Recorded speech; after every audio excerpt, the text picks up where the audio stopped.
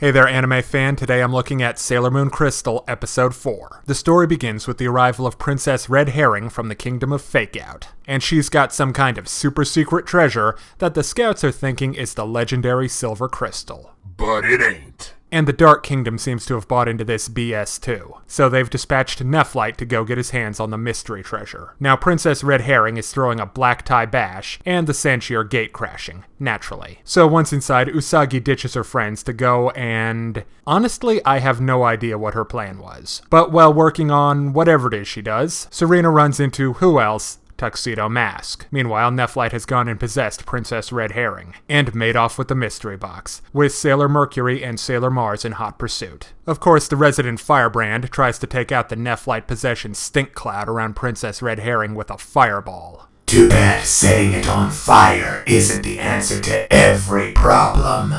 No, the answer to every problem is accessories, namely Sailor Moon's new tiara with its built-in death ray. So, with the princess dispossessed, Nephlite and his bros show up to taunt the scouts, before the big ending reveal that Princess Red Herring was not the Moon Princess. Oh, I'm so surprised.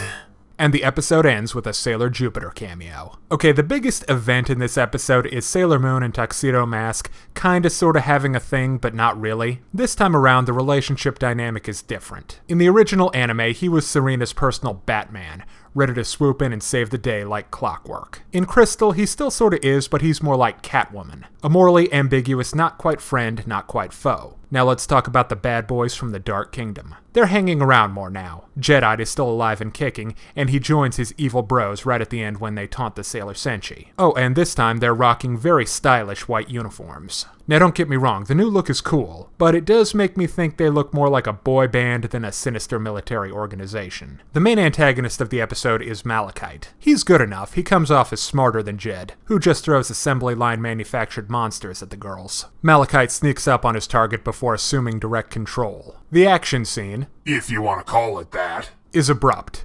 This is a pattern with Crystal. In the classic anime, the show is about 1/3 action and monster fights to 2/3 comedy and various rigmarole. In the new series, the action seems to have been cut back to about 1/4. I think that's because they removed the special attack animation, which, say what you will, was exciting padding. But I'm hoping that the action will improve with the addition of the Sailor Moon equivalent to Raphael or Wolverine, Sailor Jupiter. And she looks awesome in the brief ending stinger. She's walking in the rain, there's a storm coming in, and she's got this cool sounding voice. let's hope she's down for dishing out a couple of 1.21 gigawatt punches. One of the episode's bright spots is the interactions between the scouts. There's some great scenes with the girls just chilling out at the local arcade or sneaking into the black tie event. Now, the biggest problem with the episode is the plot. It's a big fake out, just like the corresponding episode in the original anime, and the manga, I assume. And what happens when you assume?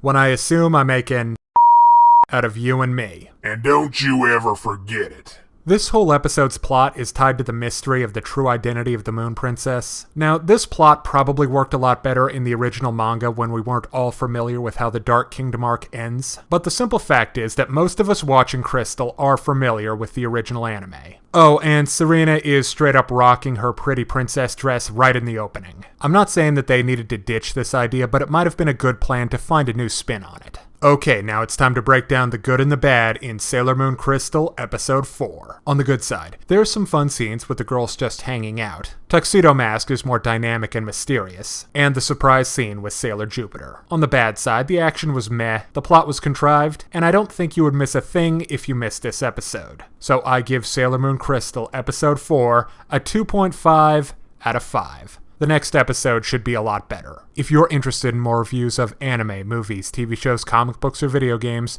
check out my channel on YouTube at StupidPrivate913. Or find me on Facebook for video updates and more. Thanks for watching. Hey kids, today's show is brought to you by the letter 4 and the number potato! I'm a stupid private.